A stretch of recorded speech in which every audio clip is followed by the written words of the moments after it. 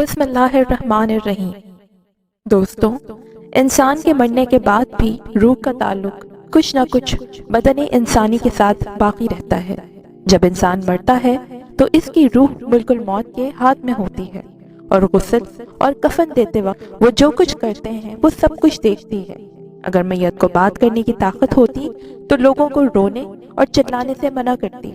مردے کو اس بات کی پہچان ہوتی ہے کہ اسے کون غسل دے رہا ہے اور کون اس کو اٹھا رہا ہے، نیز اسے قبر میں کون اتارتا ہے۔ رسول اللہ صلی اللہ علیہ وآلہ وسلم نے فرمایا، جب مردے کو قبر میں دفنایا جاتا ہے اور اس کے اصحاب واپس پلٹتے ہیں تو وہ ان کے قدموں کی چانپ سنتا ہے۔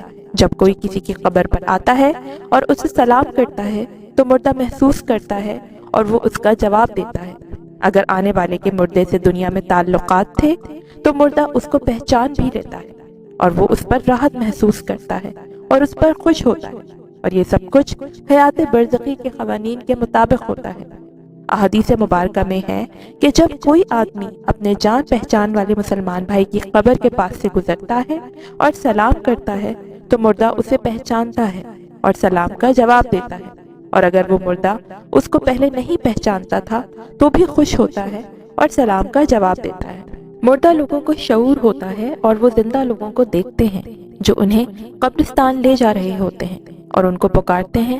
رسول اللہ صلی اللہ علیہ وآلہ وسلم نے فرمایا، جب جنازہ تیار ہو جاتا ہے اور لوگ اسے اپنے کندھوں پر بلند کرتے ہیں تو اگر مرنے والا نیک شخص ہوتا ہے تو وہ کہتا ہے مجھے آگے لے کر چلو، اور اگر مرنے والا نیک شخص نہیں ہوتا تو وہ کہتا ہے وائے ہو تم پر کہ تم مجھے کہاں لے جا رہے ہو، اور اس کی یہ آواز ہر مخلوق سنتی ہے سوائے انسانوں کے، اور اگر انسانوں کو ان کی یہ آواز سنا دی جائے تو وہ بے ہوش ہو کر گر پڑے۔ رسول اللہ صلی اللہ علیہ وآلہ وسلم نے مسلمانوں کو حکم دیا کہ جب ان کا گزر قبرستان سے ہو تو وہ السلام علیکم یا اہل القبور کہہ کر مردوں کو سلام کیا کریں۔ رسول اللہ صلی اللہ علیہ وآلہ وسلم نے اپنی امت کے لیے یہ جائز کیا ہے کہ جب وہ اہل قبور کو سلام کریں تو انہیں مخاطب کر کے سلام کریں، بس وہ کہیں کہ سلامتی ہو مسلمانوں اور مومنوں کے ٹھکانے میں رہنے والوں تم پر، اور ہم انشاءاللہ ضرور تمہارے ساتھ ملنے والے ہیں۔ میں اللہ تعالیٰ سے اپنے اور تمہارے لیے عافیت مانگتا ہوں۔ حضرت بکر بن عبداللہ رضی اللہ تعالیٰ عنہ سے روایت ہے کہ رسول اللہ صلی اللہ علیہ وآلہ وسلم جنت البقیع میں داخل ہو کر صرف ایک مرتبہ سلام کرتے تھے۔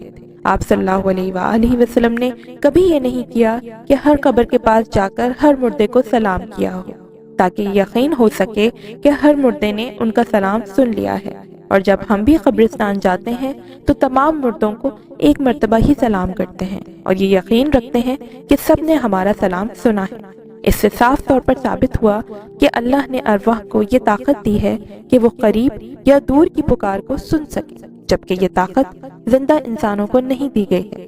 نبی اکرم صلی اللہ علیہ وآلہ وسلم نے جنگ بدر میں مقتول کافروں کو پکار کر فرمایا کہ بولو میرے تمام فرمان سچے تھے یا نہیں۔ فاروق اعظم نے عرض کیا کہ بے جان مردوں سے آپ کلام کیوں فرماتے ہیں؟